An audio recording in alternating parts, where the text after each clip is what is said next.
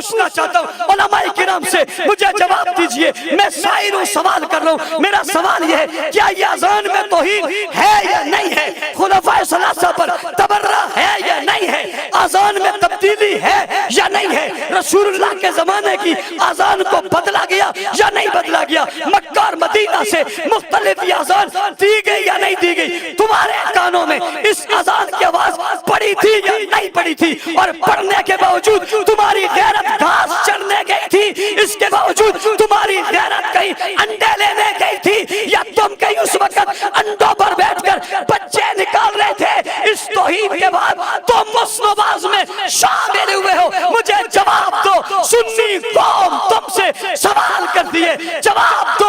اس تبرہ زدی اذان کے بعد تمہاری غیرت میں جوش نہیں آیا؟ اگر کوئی تمہاری قیادت کو غاصب کہے تم نہیں مانتے، تمہارے پاپا کو کوئی غاصب کہے تم اس کے پاس نہیں جاتے، تمہارے مدرسے کے محتمم کی توہین کرے تم نہیں جاتے، تمہاری قیادت کو کوئی گالی دے تم نہیں جاتے؟ کیا ابو بکر عمر عثمان لاوارث تھے؟ تم جا کر امت کو کیا سبق دینا چاہتے ہو؟ رب کی قسم ہے، اللہ نے جب بھی ہم بلایا ہم تمہاری رب کے سامنے شکایت کریں گے، ہم کہیں گے رب یہ تھے جنہوں نے ہاتھوں میں ہاتھ دے کر اس اذان کی تائید کی تھی، اس نظام کی تائید کی تھی، اس کفر کی تائید کی تھی، کفری عقائد کی تائید کی تھی، جنہوں نے کہا دین کے علاوہ باقی مرتد ہو گئے تھے تم ان کے پاس گئے ہو، جنہوں نے کہا علی کا درجہ نبیوں سے زیادہ ہے تم ان کے پاس گئے ہو، تم مدارس چلاتے ہو۔ مجھے فتویٰ تو اپنے دارالفتہ سے دو نا، جو غیر نبی کو نبی سے افضل بتائے کیا وہ مسلمان ہے؟